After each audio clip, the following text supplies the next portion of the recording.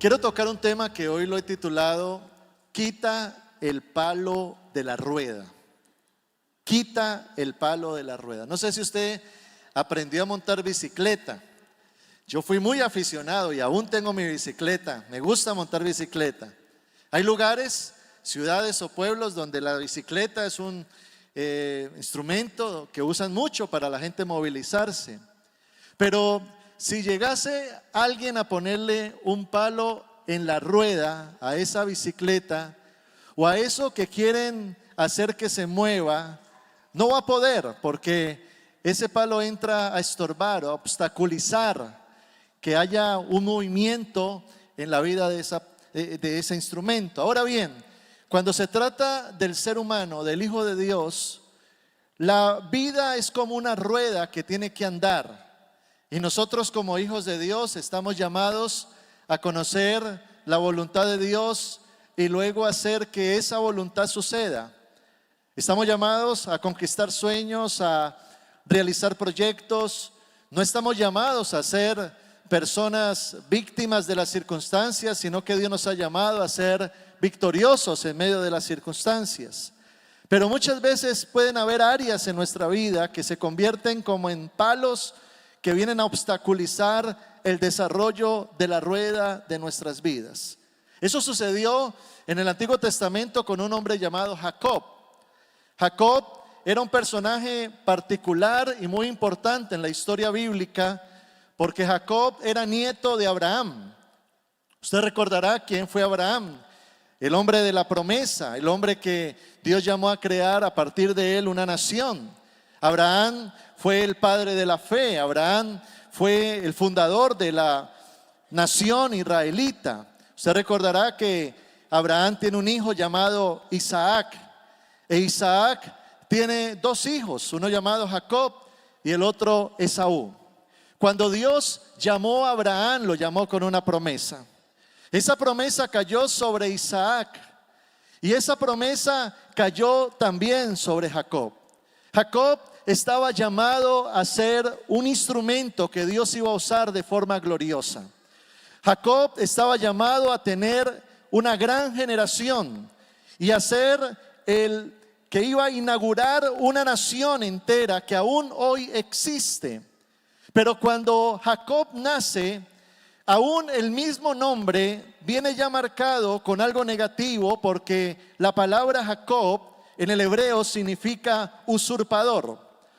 Eso significa también de que cuando Jacob nace, él nace queriendo alcanzar las cosas siendo ventajoso. Se le activó esa malicia indígena. Él quiso prosperar a su manera. No le importaba darle en la cabeza al otro. No le importaba hacerle zancadilla a su competencia.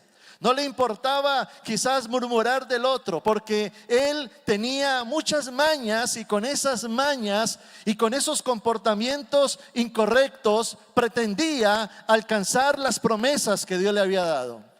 Y con Dios las cosas no funcionan así. Vemos a un Jacob que quiso engañar a su padre cuando quiso bendecir a su otro hermano.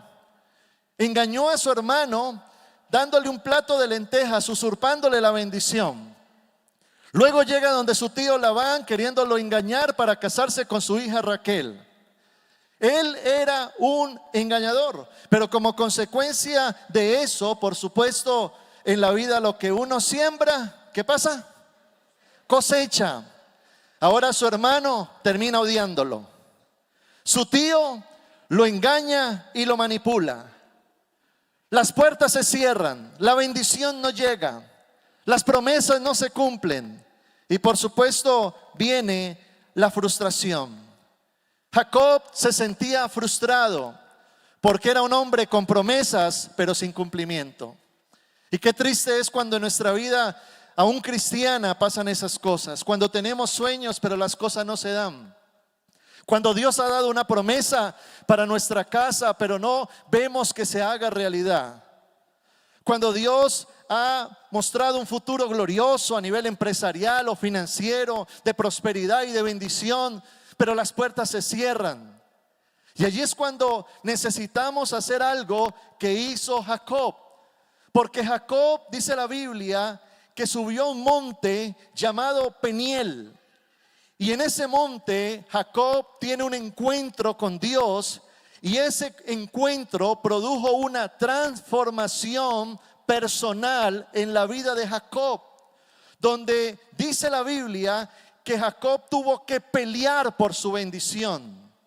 Un ángel de Dios se le aparece y dice la Biblia que a través del dolor, porque el ángel le quiebra aquí la parte del muslo de su pierna. Por supuesto, imagínese usted cuando alguien se quiebra un hueso, el dolor que eso ocasiona. Pero a causa del dolor, a causa de la pelea que él tiene con Dios, de la confrontación, en su frustración, le dice al Señor: yo necesito sacar el palo de mi rueda.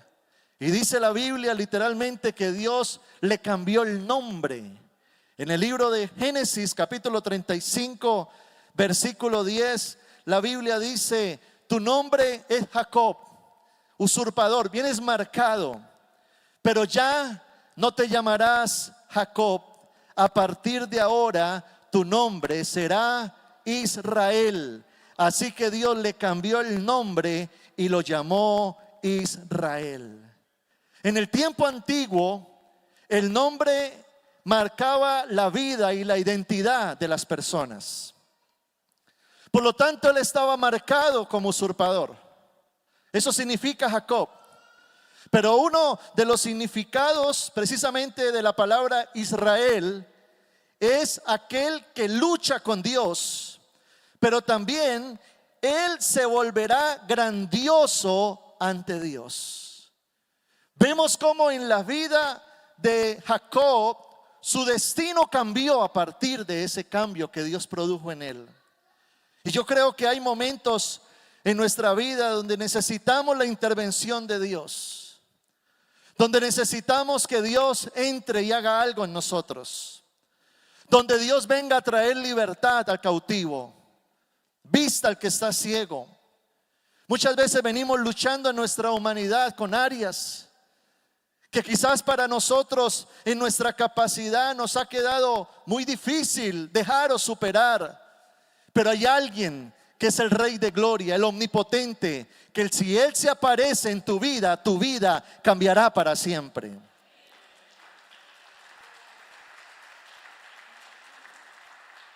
Muchas veces queremos ver cambios, aún en las demás personas. Quizás venimos orando por un hijo, o por el esposo, o por la esposa. Y muchas veces en nuestra humanidad queremos cambiar las personas y nos frustramos porque no logramos hacerlo. Pero le quiero dar un gran secreto: no se desgaste queriendo cambiar personas. Más bien provoque que esa persona se encuentre con Dios, porque una persona que se encuentra con Dios es transformada por su poder. Cuando Jacob se encontró con Dios, pasó algo. Cuando Saúl se encontró con Jesucristo, pasó algo. Cuando Pedro, esa persona llena de debilidad en su carácter, de falla, esa persona impulsiva, tuvo un encuentro con Jesucristo, fue transformado, porque el poder de Dios es sobrenatural. ¿Cuánto le dan la gloria al Señor en este día?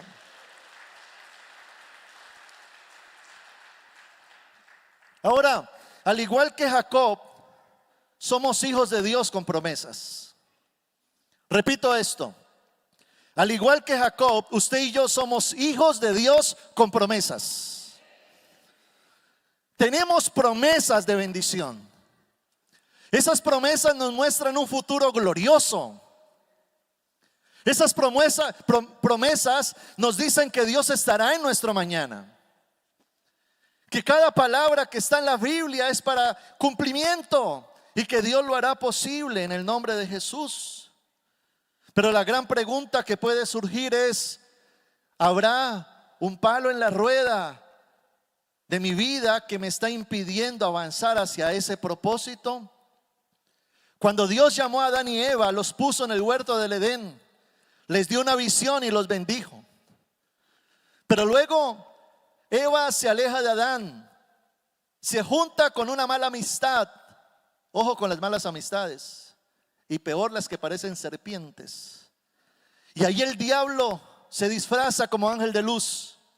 engaña a Eva. Eva peca, induce a su esposo al pecado. Y a través del pecado hay desobediencia. Una desobediencia producto de la rebelión del corazón del hombre, queriendo hacer las cosas a su manera, deleitándose en su carne y no deleitando a Dios. Pero a causa de eso viene un palo en la rueda de ellos. Ya la bendición no fluía. Ya Dios no estaba como antes estaba con ellos. Se salieron del propósito de Dios. Y entendamos esto, porque esto es algo muy delicado y muy profundo. Isaías capítulo 59, versículo 2. Dice la Biblia: son sus pecados los que los han separado de Dios. A causa de esos pecados, Él se alejó y ya no los escuchará. Y se está refiriendo a la idea de aquellas acciones pecaminosas de una persona que crean una barrera que los termina separando de Dios. ¿Por qué pasa eso? Porque Satanás, el enemigo, está empeñado en sacarte a ti del propósito que Dios tiene para tu vida. Así como existe un Dios trino, Padre, Hijo y Espíritu Santo, también hay una trinidad del mal, y es la concupiscencia, el pecado y el diablo. La concupiscencia es esa tendencia que tenemos al pecado. Nos atrae el pecado, esa naturaleza caída con la cual batallamos. Está el pecado, que es la trampa de Satanás, que al caer en ella ofendemos a Dios y nos dañamos a nosotros mismos. Pero también está el diablo, ese ser de maldad, ese príncipe que anda suelto todavía, queriendo inducirnos a las cosas malas. Primera de Juan capítulo 3, versículo 8 dice: el que practica el pecado es del diablo, no es de Dios. Dios no está gobernando, es del diablo. Y en Juan capítulo 10, verso 10, dice la Biblia que Satanás no vino sino a matar, hurtar y destruir. Entonces, ¿qué necesitamos que Dios haga? Cuando llegamos a Dios, todos venimos de estar de una vida alejados de Él, contaminados. Hemos recibido influencias de la familia, de la cultura, de la sociedad. Venimos arrastrando con maldiciones generacionales. Venimos mal formados por una cultura mediocre, caída de esta sociedad, donde a lo malo se le llama bueno y a lo bueno se le llama malo. Y al llegar a Cristo, Dios en su amor y misericordia, como al hijo pródigo, el padre va y lo abraza, le da un beso, lo acepta, lo introduce a la casa, al reino. Pero Dios te acepta como eres, pero no te quiere dejar como eres. Dios necesita que, como la mariposa, esa mariposa que fue creada para volar, la primera condición de la mariposa es un gusanito que se arrastra en el lodo. De igual forma, Dios nos sacó a usted y a mí del lodo cenagoso, dice la Biblia. Pero el propósito por el cual Dios creó esa mariposa no era que se arrastrara en el lodo. Tú no naciste para arrastrarte en el lodo.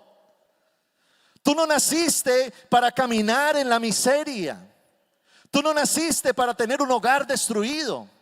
Tú no naciste para estar en una ruina económica, lleno de enfermedad, de problemas. No, tú naciste para volar. Tú naciste para la libertad. Tú naciste para la prosperidad. Tú naciste para la bendición. ¿Por qué? Porque somos hijos de Dios, hijos del Rey de Reyes, hijos del Señor de Señores. Pero esa oruga tiene que sufrir un proceso que se llama metamorfosis. Es un proceso biológico donde pasa de ser una oruga a ser un capullo, y luego comienza con esas alas que se están creando a romper ese caparazón hasta que sale y puede volar. Eso se llaman los procesos delante de Dios. Una persona podría decir y jactarse hoy y decirme: pastor, yo estoy bien. ¿Cuál palo de la rueda? Yo no tengo eso. Yo estoy bien delante de Dios. Yo mire mi casa, mire esto. Pero ¿sabe algo? Usted es lo que hace. Si Dios te hace seguimiento en toda la semana, no te mide por lo que dices solamente, sino por tu conducta. Tú eres lo que haces. Lo que haces evidencia lo que eres. Y allí es donde Dios quiere revisar esa actitud, ese comportamiento. Si eres una persona iracunda, nadie te aguanta, el hermano fosforito, o eres mentiroso, falto de palabra, mediocre, o una persona con hábitos pecaminosos en lo oculto, una persona que tiene inmoralidad sexual, o una persona con pensamientos negativos, incorrectos, incrédulos. Yo creo que todos de alguna forma necesitamos ponernos en las manos del Maestro y decirle al Señor: Señor, lo que tú tengas que cambiar, cámbialo. Lo que tú tengas que quitar, quítalo, porque yo delante de ti soy un necesitado.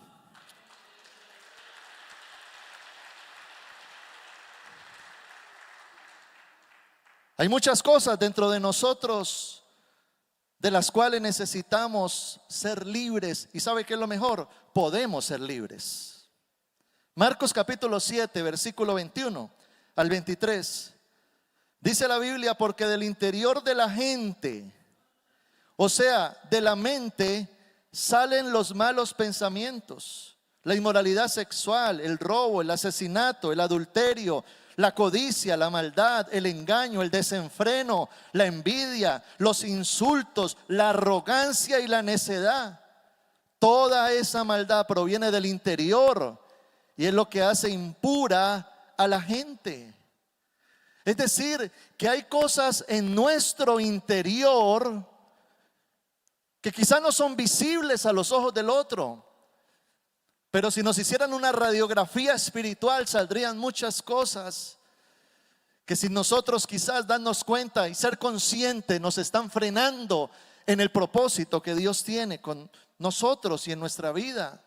Ahora, no permitamos que esos errores, fallas o grietas nos definan, porque el diablo quiere usar esos errores para ponerte una etiqueta y decir: tú eres un perdedor, tú eres un fracasado, tú eres una persona que nunca saldrá adelante. Así como te equivocaste ayer, te equivocarás mañana. Tú vienes en un patrón de conducta que vas a repetir. Tú estás destinado a la miseria, estás marcado. Mira tu familia, así será el fracaso en tu casa. No. ¿Sabe por qué no? Porque si alguien está en Cristo, nueva criatura es. Las cosas viejas pasaron, todas son hechas nuevas en Cristo Jesús.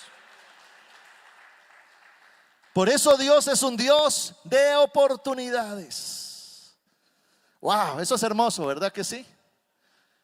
Mientras el hombre juzga, Dios perdona. Mientras la gente critica, Dios restaura. Y allí es donde nos encontramos con un Dios que sigue creyendo en ti. ¿Me estás escuchando? Dios sigue creyendo en ti. Ahora, ¿a qué estamos llamados usted y yo? Gálatas capítulo 5, versículo 13. Pues ustedes, mis hermanos, han sido llamados a vivir en libertad. ¿A qué estamos llamados? Yo quiero que lo diga. Levante su voz. ¿A qué está llamado usted? A vivir en libertad. Levante su voz. ¿A qué está llamado? A vivir en libertad. Ahora, la Biblia dice que somos libres por Jesucristo.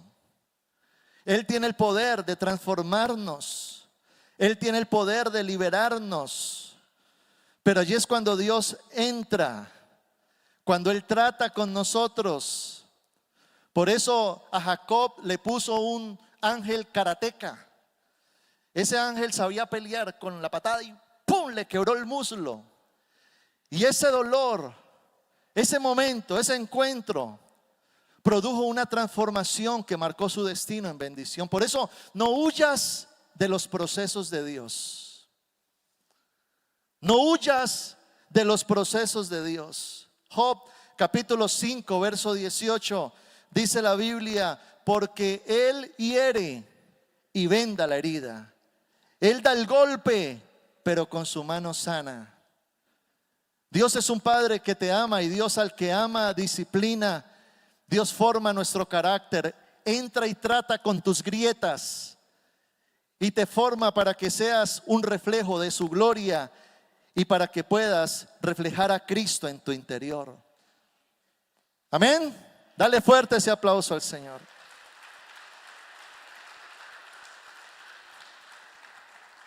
Ahora, ¿cuáles son los pasos para que haya una transformación?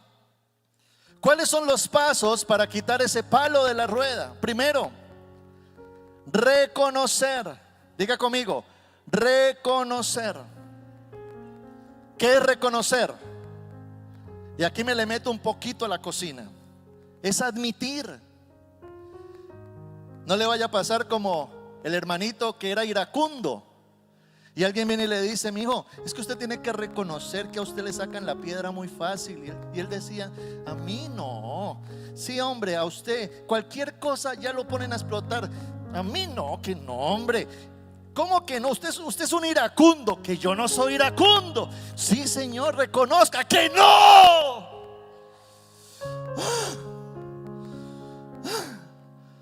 Ay, como que sí, ¿verdad? Como que sí soy iracundo. Muchas veces no reconocemos. ¿Por qué no reconocemos? Porque somos orgullosos, porque no queremos que nadie nos mire despectivamente, no queremos caer en vergüenza. La Biblia dice en Proverbios 28 versículo 13: el que encubre sus pecados no prosperará. ¿Qué es encubrir? Tapar, justificar, esconder. Y esa palabra prosperar en el original hebreo, uno de sus significados es progreso o progresar. En otras palabras, cuando tú no reconoces tus errores, no hay más progreso en tu vida. Y progreso es avanzar, no quedarme estancado.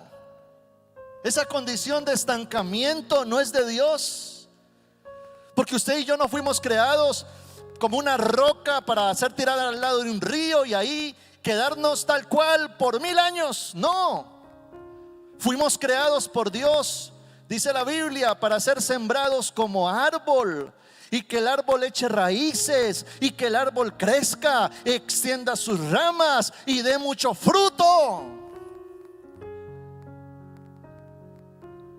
Pero necesitamos tener un encuentro con Dios. Cuando David cayó, tuvo un pecado en la carne. Él es tentado, seducido, cae en un adulterio. Luego, por tapar y querer encubrir ese pecado, manda a matar al marido de esa mujer y cae en un homicidio. Pero luego él es confrontado, y cuando es confrontado, él agacha su rostro y reconoce. De hecho, usted puede leer en su casa el Salmo 51. Y en el Salmo 51 David expresa y le dice a Dios: Señor, yo reconozco mis rebeliones.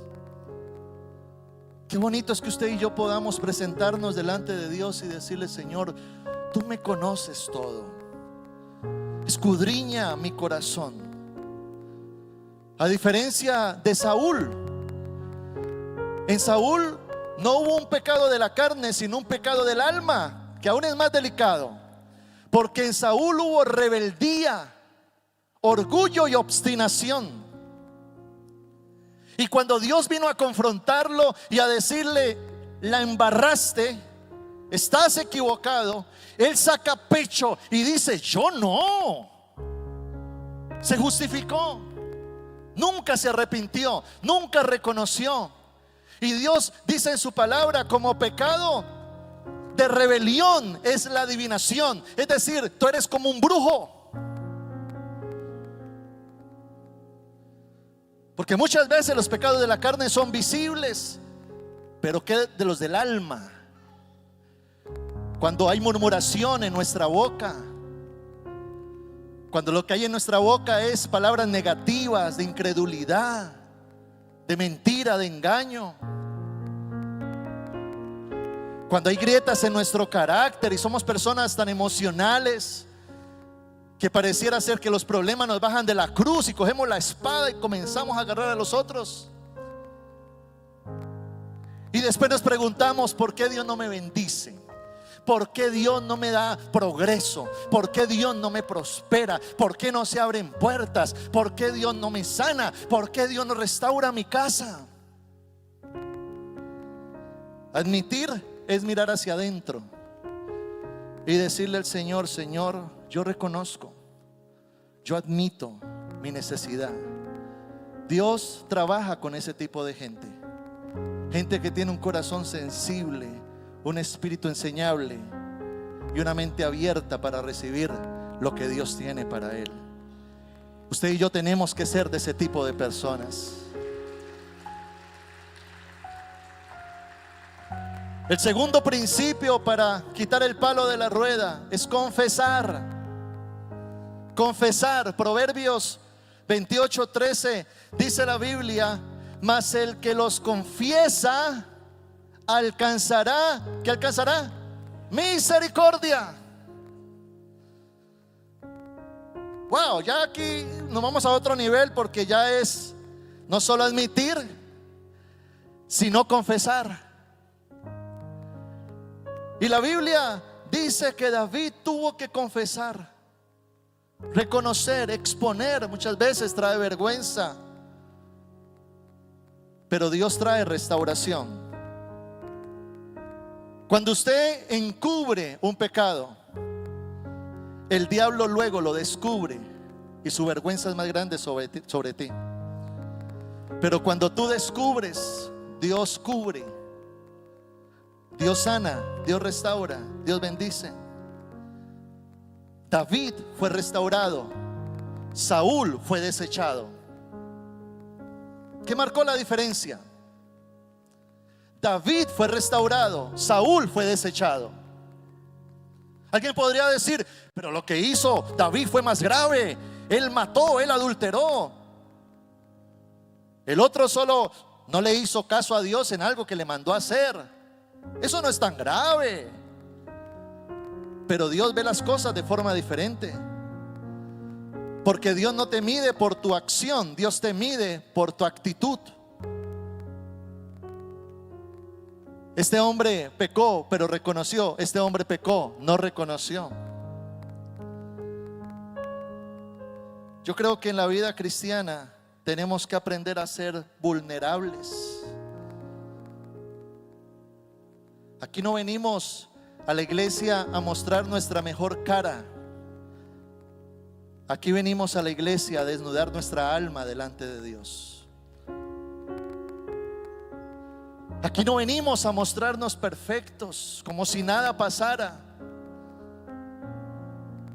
Aquí venimos a abrir nuestro corazón y a decirle al Señor: aquí está mi necesidad, Dios. Mira mi lucha, mira mi quebranto, mira esta grieta en mi carácter, mira esta circunstancia que me viene, Señor, ¿qué pasa? Y dice la Biblia que a un corazón contrito y humillado Dios nunca desprecia.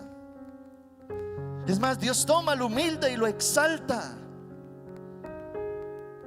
Quizá los procesos de Dios muchas veces traen consigo dolor, porque Dios en los procesos usa dos maestros. Uno de ellos se llama sabiduría, pero el otro se llama dolor. Y en la vida tú aprendes por consejo o por disciplina. Tú aprendes por mentor o por error. Pero aprendemos porque tenemos que aprender. Y si viene el dolor, hay que soportarlo. Nuestro hijo pequeño, el menorcito, tiene 7 añitos, pero es el más loquito. Y lo peor es que se parece a mí. Porque yo lo veo chiquito y yo digo, yo era igualito. Ay, no, Señor, perdóname, estaré cosechando. Pero ese se trepa, brinca, se sube, corre, mantiene raspado. Lo llevamos a una finca y le sale un chichón. Y en estos días por allá se trepó en el colegio a algo. La directora me dijo, nunca nadie se había trepado allá. Se cayó y se quebró el brazo horrible. El brazo izquierdo se lo quebró en 4 partes. Tocó correr al hospital con él. Y ahí lo metieron al hospital. Le tuvieron que hacer cirugía. Y con una cirugía organizarle aquí y ponerle un clavo y enyesarle. Por ahí usted lo va a ver, anda con él, con la cosa en el brazo. Y por supuesto, imagínese el dolor que produce quebrarse. Gracias a Dios, el médico dijo que por ser tan pequeño se recupera pronto, que en 3 meses ya está bien, normal y para adelante. Pero yo con mi esposa tuvimos que estar ahí en la hospitalización. Y yo lo veía en la cama, así como cuando uno tiene dolor horrible, quejándose. Y yo lo miraba y yo decía, ay, el dolor le está enseñando algo. El dolor. Y ese dolor muchas veces quisiéramos quitárselo. ¿Quién quiere que un hijo sufra? Pero nadie, ni los médicos pueden hacer algo. Le dieron unas pastas y todo, pero le seguía doliendo. Gracias a Dios ya está bien, por ahí anda corriendo, por ahí anda en las escuelas dominicales. Pero hermano, aprendemos con el dolor. Y después lo siento y le digo, Juan José, tienes que comportarte bien, ya cuídate, no haces esto. Y él me miraba y me decía, sí papá, sí, no, en serio, uy, sí. Así somos. Dígale al que está a su lado, así somos también nosotros los adultos. Cuando no aprendemos por consejo, viene ese maestro que no nos gusta, se llama dolor. Pero no porque Dios te manda eso significa que no te ama. Porque Dios al que ama disciplina. Y lo que Dios necesita es formar gente que refleje su gloria aquí en la tierra.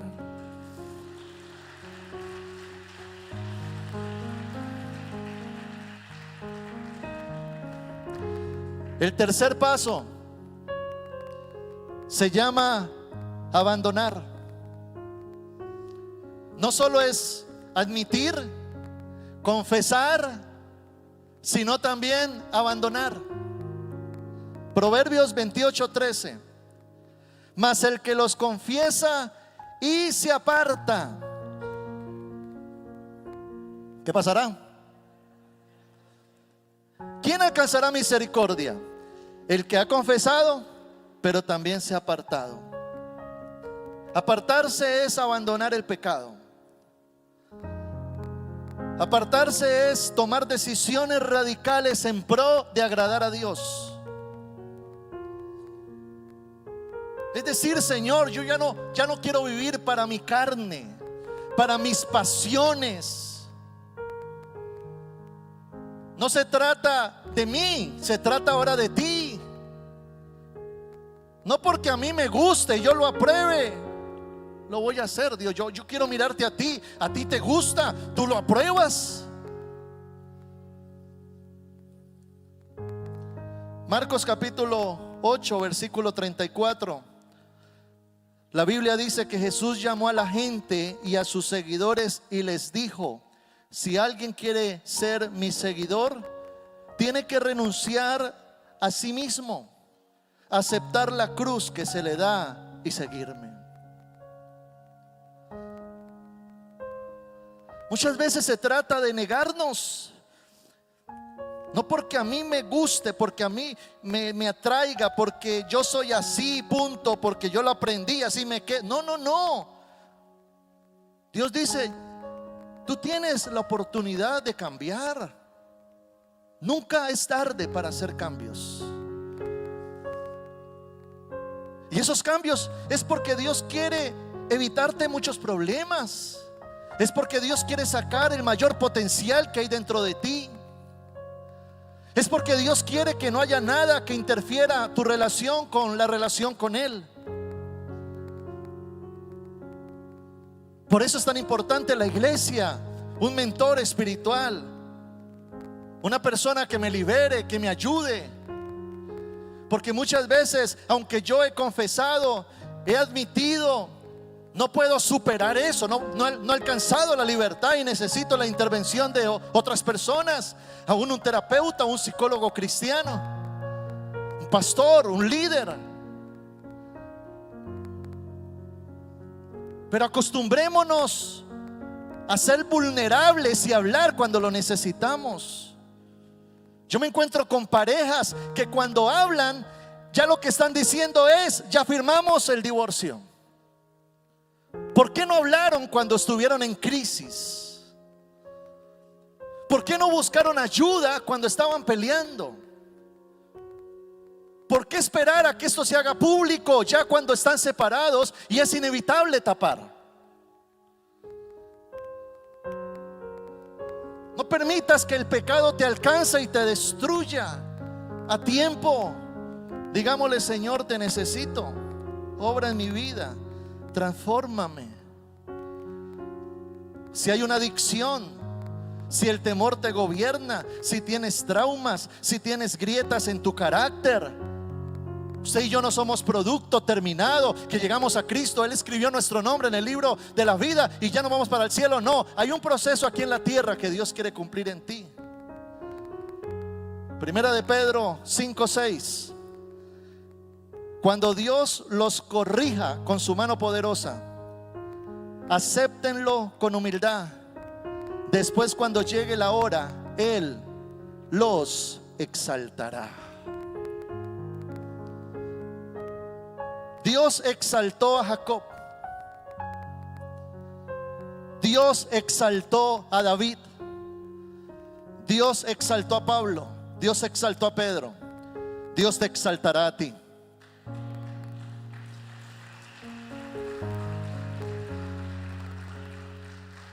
Y el cuarto paso para quitar el palo de la rueda es reparar. David tuvo que reparar sus daños. Tuvo que buscar a su hermano, llevarle ofrendas, restituirle, pedirle perdón y enfrentarlo. Y Dios le dio gracia para ser perdonado. ¿Qué tenemos que reparar en nuestras vidas? ¿A quién hemos dañado? ¿Qué hemos hecho mal? Dios usa eso para que en el proceso de restauración se quiten culpas, se arreglen conflictos y que podamos asumir las consecuencias, pero con esperanza. Porque cuando cometemos errores, Dios perdona, pero vienen consecuencias. Y las consecuencias tenemos que enfrentarlas con gallardía, con valentía.